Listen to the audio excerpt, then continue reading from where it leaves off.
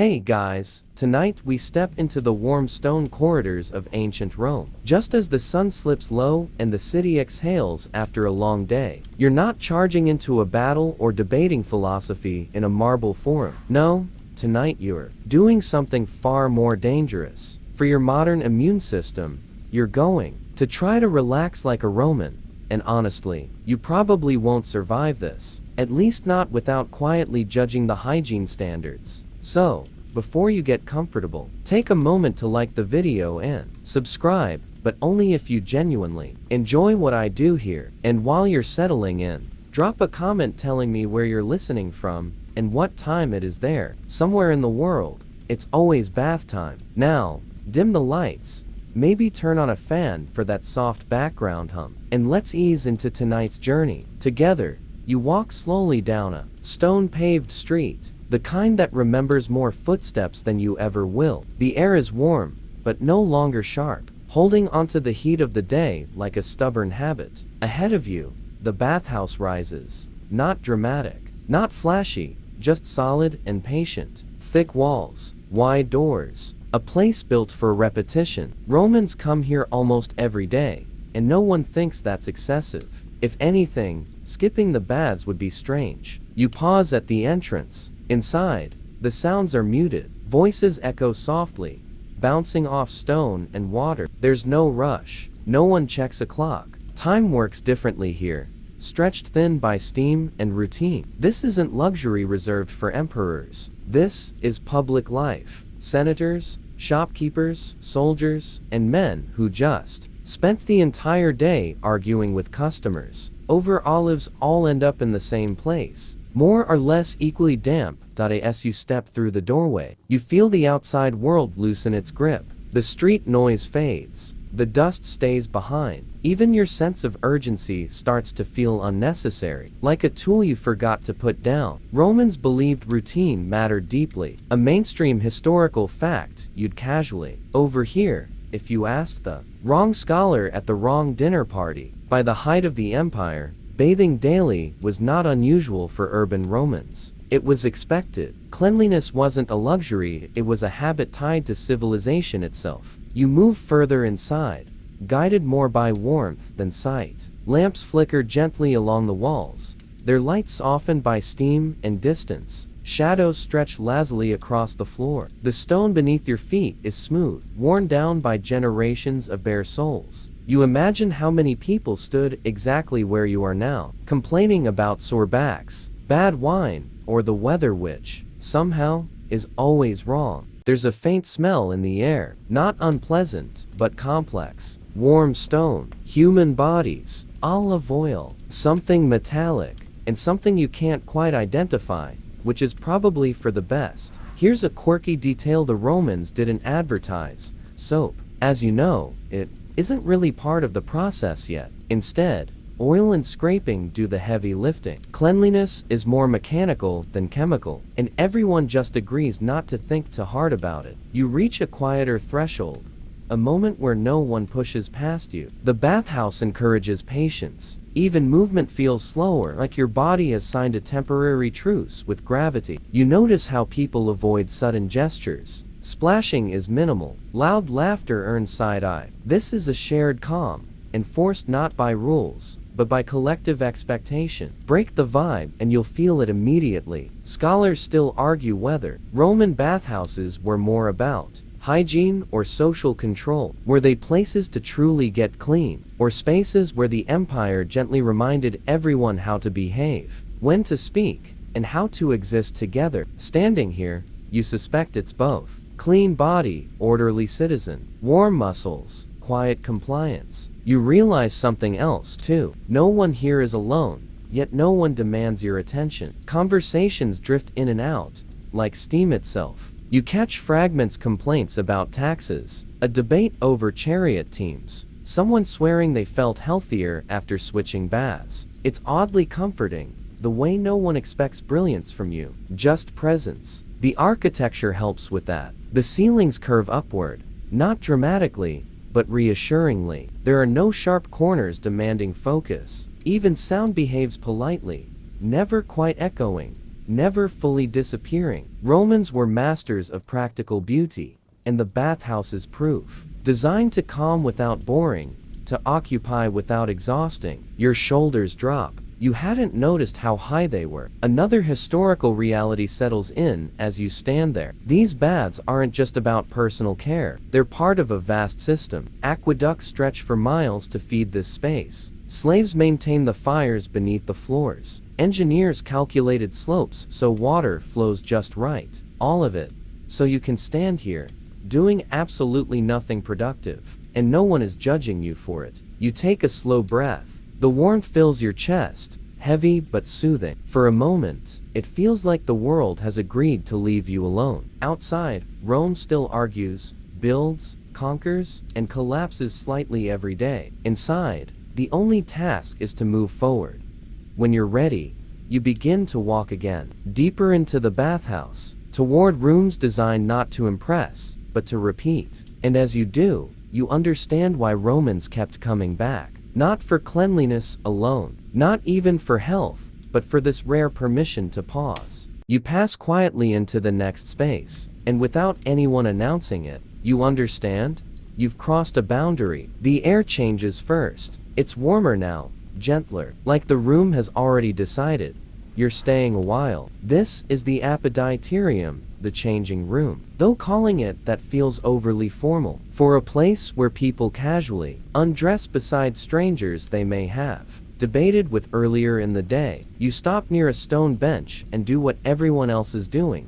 Nothing quickly. Clothing is removed piece by piece, folded with mild care, placed into shallow wall niches. Some people bring slaves to guard their belongings. Others rely on luck, reputation, or the unspoken rule that stealing here would be deeply embarrassing if discovered later. You get the sense that shame is doing most of the security work. The room hums softly, not with conversation exactly, but with the sound of bodies existing together. Skin against stone, fabric brushing marble. Someone clears their throat. Someone else sighs, deeply, like they've been holding that breath since sunrise. You feel oddly exposed, but not uncomfortable. No one stares. No one pretends not to look. This is normal. This is routine. A mainstream historical fact drifts into your thoughts. Roman bathhouses were one of the few places where social classes regularly mixed. Not equally, perfectly, but visibly. A senator might bathe near a merchant. A soldier might sit beside a baker. Status didn't vanish, but it softened here, blurred by steam and shared nudity. You can't tell who's important by their clothes anymore, which feels quietly revolutionary. You notice the rhythms. People move slowly, deliberately. There's no rush to get anywhere. Bathing isn't a task to complete. It's a sequence to experience. Skip a step, and you'd feel like you read the last page of a book first. No one tells you what to do. You just follow the collective memory of the room. Oil jars sit nearby, squat and practical. Olive oil, sometimes scented, sometimes not. This is where cleanliness begins, oddly enough. You rub a small amount onto your skin, feeling it catch the warmth immediately. It's soothing, but also slightly unsettling, like you're preparing to be polished rather than washed, which, in a way, you are. Here's an odd detail that never quite stops being strange. Water alone isn't considered enough. Romans believe oil binds dirt, sweat, and dead skin, which will later be scraped away. It's efficient, they say, and everyone agrees not to think too hard about where that scraped mixture ends up. Around you, conversations float lazily. Someone complains about sore knees. Someone else mentions a bad loaf of bread. Politics enters briefly, then drifts away, unchallenged. No one is here to win arguments. The baths discourage intensity. You can feel it in the way raised voices draw immediate glances. Passion is fine. Volume is not. You sit for a moment, letting the oil warm on your skin. The stone beneath you holds heat from the floors below. A quiet engineering miracle called the hypocaust. Hot air moves under the tiles, warming everything evenly. Romans didn't invent it, but they perfected it. And standing here, you silently thank every unnamed worker who fed wood into fires all day so this moment could exist. Scholars still argue whether the apoditerium was meant to be a social hub or just a practical necessity? Was this where deals were made and alliances softened? Or was it simply a waiting room where people tolerated each other until the real bathing began? Sitting here, listening to half-finished thoughts and unimportant opinions, you suspect it's both again. Rome rarely chose one purpose when it could comfortably hold two. You notice the guards, or lack of them. Theft does happen, despite the social pressure. Riders of the time complain about missing sandals and stolen rings. Some bathhouses even employed attendants to watch over valuables, though their reliability is debated. You feel a quiet appreciation for modern lockers, then immediately let the thought drift away. It doesn't belong here. Someone nearby stretches slowly, joints popping without apology. Another man yawns, fully like sleep is contagious. You realize the baths aren't just about cleaning the body, they're about resetting it. This is where the day officially ends, even if the sun hasn't yet. You stand again, skin lightly slick, muscles already loosening. There's no mirror demanding inspection. No one asks if you're ready. Readiness isn't required. Participation is enough. As you move toward the next doorway, you feel lighter, not because anything has been removed yet, but because expectations have. Outside, productivity mattered. Inside, presence does. The Romans understood something modern life keeps. Forgetting rest doesn't need to be earned every single time. You take one last glance back at the Apoditerium, the quiet order, the unspoken rules, the way strangers coexist without urgency. It's not glamorous, it's not private, but it works. You step forward, following the warmth deeper, where the air grows thicker and the real bathing begins. You pass through the doorway almost without noticing it, and then the warmth settles around you like a slow-moving thought. This is the tepidarium, the room designed not to shock or impress, but to prepare. Nothing extreme happens here, and that's exactly the point. The air feels carefully balanced, as if someone spent an unreasonable amount of time deciding the perfect temperature for existing. Warm, but not heavy. Comfortable, but not indulgent. Your skin responds first, pores opening gently, muscles loosening with quiet relief. You hadn't realized how tense you were until now. That realization arrives without judgment, then fades. You find a place along the wall and lean back. The stone is warm, smoothed by centuries of shoulders doing exactly what yours is doing now. This room encourages stillness. People talk less here. Voices lower on instinct, like the space itself prefers listening over speaking. A mainstream historical fact slips in easily. Romans used the tepidarium as a transitional space, allowing the body to acclimate before entering hotter or colder rooms. They understood, in a practical way, that sudden changes were stressful. Ease mattered. Gradual shifts were healthier. It's a philosophy that extends far beyond bathing, even if no one here would ever phrase it that way. Light filters in through high openings, diffused and soft. It doesn't land sharply anywhere. Instead, it drifts, catching steam and dust in slow motion. You watch it for a moment, realizing there's nothing else demanding your attention. No announcements, no instructions, just time, unstructured and patient. Someone nearby closes their eyes, fully committed to doing nothing. Another person stretches a leg, testing how the warmth has softened old stiffness. There's no rush to the next room. In fact, staying too long here isn't frowned upon. The tepidarium rewards patience. Someone nearby closes their eyes, fully committed to doing nothing. Another person stretches a leg, testing how the warmth has softened old stiffness. There's no rush to the next room. In fact, staying too long here isn't frowned upon. The tepidarium rewards patience. Here's a quietly odd detail. Despite how calm this space feels, Roman writers sometimes complained about it being boring. Not hot enough, not cold enough, not exciting enough. And yet, this is the room people linger in the longest. It turns out boredom, when paired with warmth and low expectations, feels a lot like peace. You breathe slowly, inhaling air that feels thicker than usual, as if it carries weight. The smell is subtle now.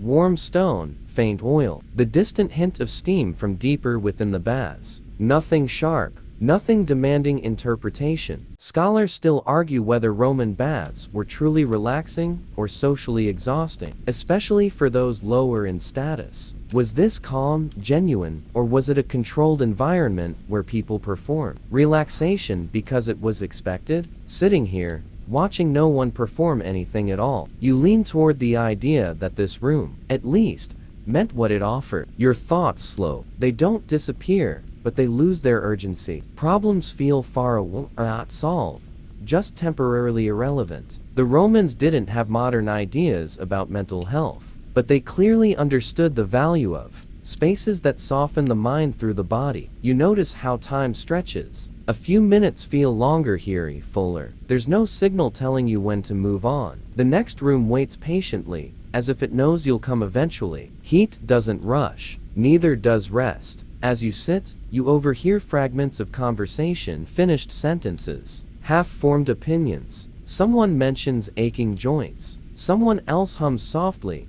barely audible. It's the sound of people being allowed to exist without purpose. The architecture supports this permission. Rounded edges, gentle curves, nothing sharp or aggressive. Even the doors seem to open slowly, as if encouraging you not to hurry through them. You shift your weight, feeling how your body responds more willingly now. Muscles feel cooperative. Breathing feels easier. This room doesn't demand effort. It rewards surrender. Eventually, you stand, not because you're done, but because moving feels natural again. The warmth has done its quiet work. You're ready, though no one asked you to be. Ahead, the air grows heavier. You can feel it before you reach it. Steam thickens, sound softens further, and the promise of deeper heat waits just beyond the next threshold. You take a slow step forward, leaving the balanced calm of the tepidarium behind, carrying its softness with you as you move toward the heart of the baths.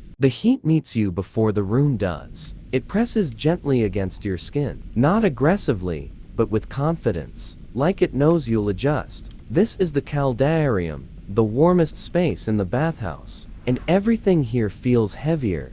The air, your limbs, even your thoughts. Steam hangs low, blurring edges and softening faces. Shapes matter less here. People become silhouettes, outlines moving slowly through a haze of warmth. The walls glisten faintly with moisture, and droplets form, fall, disappear, repeating the same small cycle over and over. Nothing here tries to impress you. It just works. You step carefully, the stone beneath your feet almost hot now. Not painful, just insistent. It reminds you that this room means business, even if it goes about it quietly. You settle near a shallow pool, its surface barely moving. The water reflects light in slow ripples, like it's breathing. A mainstream historical fact drifts in. Romans heated their caldaria using hypocaust systems, channeling hot air beneath floors and through walls. It was an engineering achievement that turned simple fire into controlled comfort. Standing here, wrapped in warmth, it's easy to forget how much labor and fuel this calm required. You lower yourself into the pool slowly. The water embraces you, heat sinking into muscles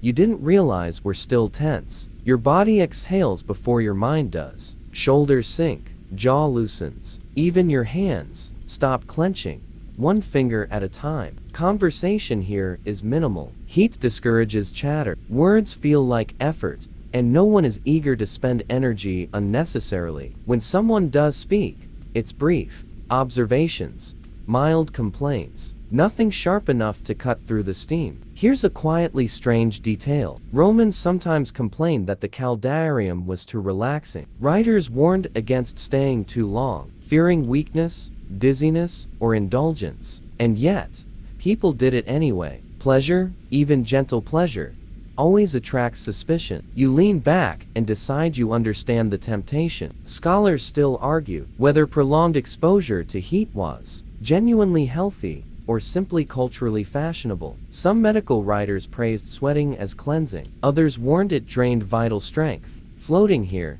half submerged and unbothered, you suspect the truth lay somewhere in between. Like most things Romans argued about endlessly. Your skin feels different now, softer, more aware. The oil applied earlier warms further, loosening its grip on the day's residue. Sweat forms, slides, disappears into the water. Time becomes vague. Minutes stretch. The outside world feels theoretical. You close your eyes briefly. Sounds dull.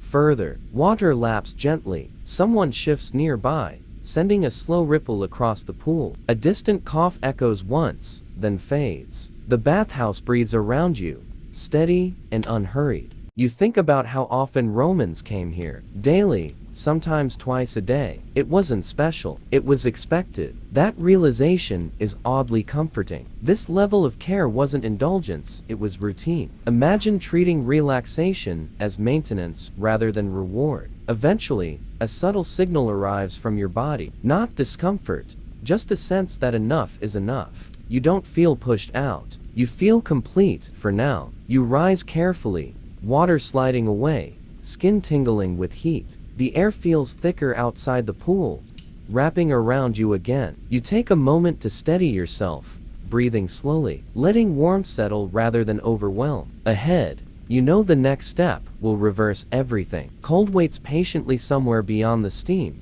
Not yet. There's one more ritual here, something practical and oddly intimate. You move toward the oil jars and tools resting nearby, where the scraping away of the day is about to begin. You stand near the edge of the room, where the steam thins just enough to reveal small, unremarkable tools resting on a stone shelf. They don't look impressive. No shine, no ornament, just curved pieces of metal and bone, shaped to fit the human body. The strigils. This is where the Romans get practical. You take one in hand. It's cool at first, a quiet contrast to your warm skin. You drag it gently along your arm, and the motion feels deliberate, almost ceremonial. Oil, sweat, and the day itself gather along its edge, lifted away without drama. There's something deeply satisfying about it, even if you'd rather not think too closely about what's being removed. A mainstream historical fact settles in. Romans didn't use soap the way you do. Soap existed in some places, but in the bathhouse, oil and strigils were standard. The act of scraping wasn't rushed. It was thorough, methodical, and strangely personal, even when done by attendants for those who could afford it. You continue slowly, aware of how the warmth has made your skin more receptive. Each pass feels less like cleaning and more like resetting. Muscles relax further. Thoughts thin out. You're focused on simple motion, on repetition, on the quiet satisfaction of completion. Here's an odd detail that Roman writers occasionally mentioned with discomfort. The scraped-off mixture wasn't always discarded. In some contexts, it was collected, reused, or even sold for medicinal or cosmetic purposes. That thought enters your mind briefly, and then you very politely escort it back out. This is not the moment for imagination. Around you, others go through the same motions. Some scrape themselves. Others let attendants handle the task with professional detachment. There's no embarrassment in either choice. Bodies are treated as practical objects here, not performances. This is maintenance, not display. Scholars still argue whether this ritual was primarily about hygiene or tactile comfort. Was scraping effective at cleaning, or did it simply feel effective enough to satisfy cultural expectations? As the strigil moves again, you decide it doesn't really matter. Feeling clean counts for something. The room remains quiet. Even the tools make minimal sound. Soft, rhythmic strokes, barely audible under the low hiss of steam. The bathhouse feels even more removed from the outside world now. You can't imagine urgency surviving in this environment. You rinse briefly, warm water, washing away whatever remains. It doesn't feel dramatic. It feels complete. Your skin tingles lightly, alive but calm, as if it's been reminded of its own presence. You pause, noticing how different your body feels from when you arrived. Not lighter, exactly, more balanced, as though everything has been put back in the right place, including your attention. There's no mirror to check results. No one asks if you're done properly. The process trusts you, and somehow, that trust makes you more careful, not less. You place the strigil back where it belongs, simple and unremarked. Another person will use it later, and no one will think that's strange. Shared tools, shared routines, shared expectations. The bathhouse thrives on collective normality. Your body is warm, clean in the Roman sense of the word, and ready for contrast. You know what comes next. Everyone does. It's the moment that wakes you up just enough to remind you you're alive. You move toward the cooler air, waiting beyond the steam, preparing for the sudden clarity of cold water. The air changes again as you step forward. And this time, there's no easing into it. The warmth peels away almost instantly, replaced by a clean, sharp coolness that makes your skin tighten in quiet surprise. You've reached the frigidarium. No steam here, no haze. Just clarity. The room feels brighter, even if the light hasn't actually changed. Cold has a way of sharpening everything. Edges return. Sounds feel closer. You become suddenly aware of your own breathing. The way your chest rises and falls more deliberately now. At the center waits the cold pool. Its surface is still, almost daring you to disturb it. You pause at the edge, watching faint reflections ripple as someone else exits. Water sliding off their shoulders in thin streams. No one rushes this moment. Even the bravest Romans hesitate, just a little. A mainstream historical fact settles in. Romans believed cold plunges strengthen the body and sharpen the mind. The sudden temperature shift was thought to close pores, firm muscles, and restore balance after prolonged heat. Whether it truly worked or not, the ritual itself mattered. Discipline mattered. You step in. The cold hits fast, honest, and undeniable. It's not cruel, but it doesn't negotiate. Your breath catches, then steadies. Muscles contract instinctively. For a brief moment, there is nothing else. No thoughts. No lingering warmth. No distractions. Just sensation. And then something interesting happens. You adjust. The shock fades into alertness. The water stops feeling hostile and starts feeling purposeful. Your mind clears, like fog lifted rather than forced away. You feel awake, but not stressed. Focused, but calm. Here's a quirky detail Romans argued about endlessly.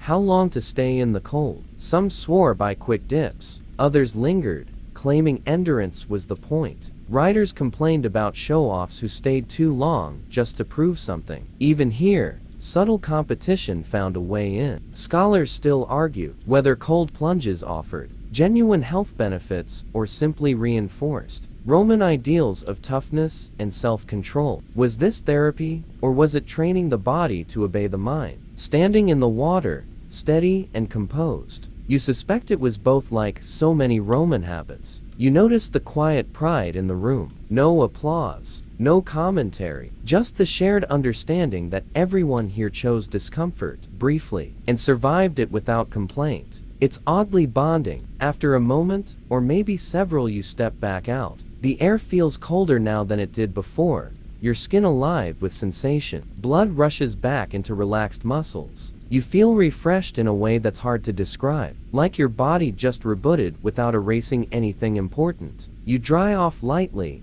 not fully. The Romans didn't obsess over complete dryness here. The sensation matters more than the finish. A little coolness lingers, keeping you present. As you move away from the pool, you realize how intentional the entire sequence has been. Warmth to heat, heat to scrape, scrape to cold. Each step resetting something different. Body first, mind second, identity last. Ahead, the bathhouse opens into quieter spaces again. Places to sit, to talk, to exist without extremes. You feel prepared for that now. The sharpness of cold fades slowly as you walk on, carrying clarity with you as the baths gently guide you back toward stillness. You move away from the cold pool with a new awareness of your body, every step measured, every breath steady. The frigidarium did its job. You feel alert without being rushed, awake without being pulled back into the noise of the outside world. This next space doesn't announce itself with temperature. It welcomes you with sound. Voices drift in gently from all directions. Not loud,